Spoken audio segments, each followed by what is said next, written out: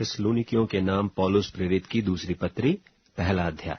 पौलुस और सिलवानुस और तीमुथियुस की ओर से थिस्सलुनीकियों की कलीसिया के नाम जो हमारे पिता परमेश्वर और प्रभु यीशु मसीह में हैं, हमारे पिता परमेश्वर और प्रभु यीशु मसीह से तुम्हें अनुग्रह और शांति मिलती रहे। हे भाइयों, तुम्हारे विषय में हमें हर समय परमेश्वर का धन्यवाद करना चाहिए, और यह उचित भी है, इसलिए कि तुम्हारा विश्वास बहुत बढ़ता जाता है और तुम सबका प्रेम आपस में बहुत ही होता जाता है, यहाँ तक कि आप परमेश्वर की कलीसिया में तुम्हारे विषय में घमंड करते हैं कि जितने उपद्रव और क्लेश तुम सहते हो, उन सब में तुम्हारा धीरज और विश्वास प्रकट होता है।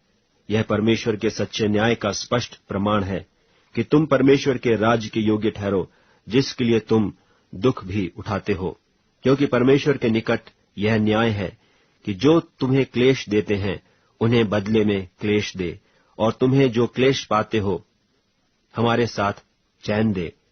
उस समय जबकि प्रभु यीशु अपनी सामर्थी दूतों के साथ धधकती हुई आग में स्वर्ग से प्रकट होगा, और जो परमेश्वर को नहीं पहचानते और हमारे प्रभु यीशु के सुसमाचार को नहीं मानते, उनसे पलटा लेगा। वे प्रभु के सामने से और उसकी शक्ति के तेज से दूर होकर अनंत विनाश का दंड पाएंगे। यह उस दिन होगा जब वह अपने पवित्र लोगों में महिमा पाने और सब विश्वास करने वालों में आश्चर्य का कारण होने को आएगा, क्योंकि तुमने हमारी गवाही की प्रतीति की।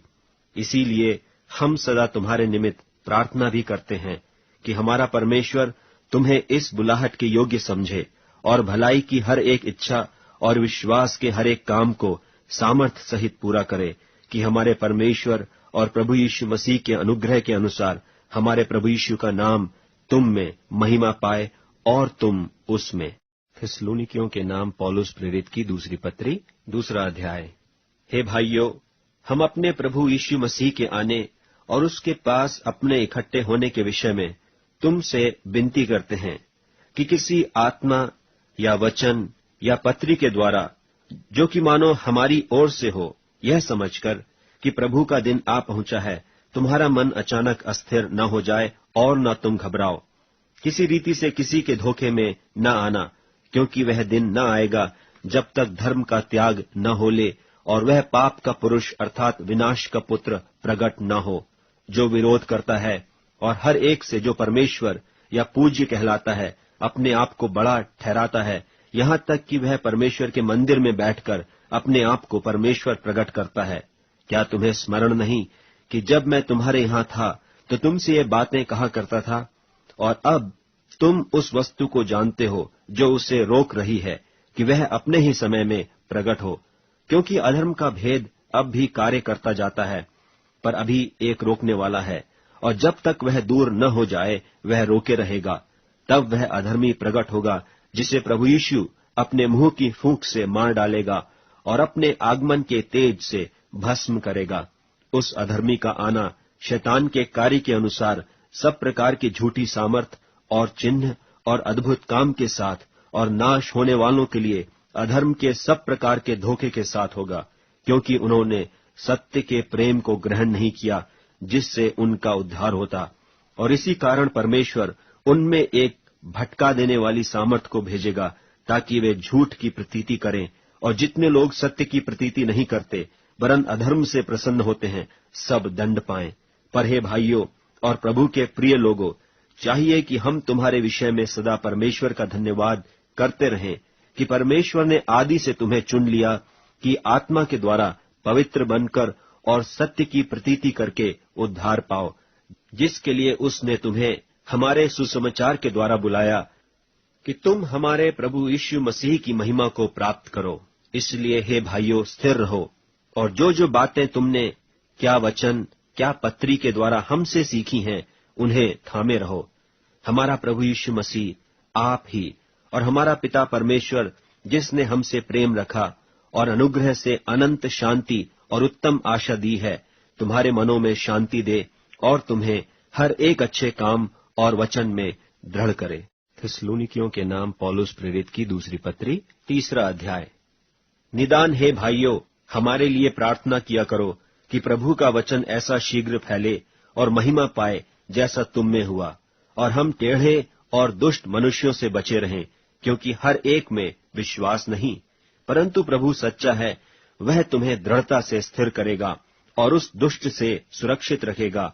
और हमें प्रभु में तुम्हारे ऊपर भरोसा है कि जो जो आज्ञा हम तुम्हें देते हैं उन्हें तुम मानते हो और मानते भी रहोगे। परमेश्वर के प्रेम और मसीह के धीरज की ओर प्रभु तुम्हारे मन की अगुवाई करे। हे भाइयों, हम तुम्हें अपने प्रभु यीशु मसीह के नाम से आज्ञा देते हैं कि हर एक ऐसे भाई से अलग रहो जो अनुचित चाल चलता और जो शिक्षा उसने हमसे पाई उसके अनुसार नहीं करता, क्योंकि तुम आप जानते हो कि किस रीति से हमारी सी चाल चलनी चाहिए। क्योंकि हम तुम्हारे बीच में अनुचित चाल न चले और किसी की रोटी सेहत में न खाई, पर परिश्रम और कष्ट से रात दिन काम धंधा करते थे कि तुम में से किसी पर भार न हो। यह नहीं कि हमें अधिकार नहीं, पर इसलिए कि अपने आप को तुम्हारे लिए आदर्श ठहराएं कि तुम हमारी सी चाल चलो। और जब हम तुम्हारे यहाँ थे तब भी यह आज्ञा तुम्हें देते थे कि यदि कोई काम करना न चाहे तो खाने भी न पाए। हम सुनते हैं कि कितने लोग तुम्हारे बीच में अनुचित चाल चलते हैं और कुछ काम नहीं करते, पर औरों के काम में हाथ डाला करते हैं। ऐसों को हम प्रभु यीशु मसीह में आज्ञा देते और समझाते हैं कि चुपचाप काम करके अपनी ही रोटी खाया करें। और तुम, हे भाइयों, भलाई करने में हियाव न छोड़ो। यदि कोई हमारी इस पत्री की बात को न माने तो उस पर दृष्टि रखो और उसकी संगति न करो जिससे वह लज्जित हो। तो भी उसे बैरी मत समझो, पर भाई जानकर चिताओ। अब प्रभु जो शांति का सोता है, आप ही तुम्हें सदा और हर प्रकार से शांति दे। प्रभु तुम सबके साथ रहे। मैं पौलुस अपने हाथ से नमस्कार लिखता हूँ। हर पत्री में मेरा यही चिन्ह है। मैं इसी प्रकार से लिखता हूँ। हमारे प्रभु यीशु मसीह का अनुग्रह तुम सब पर होता रहे।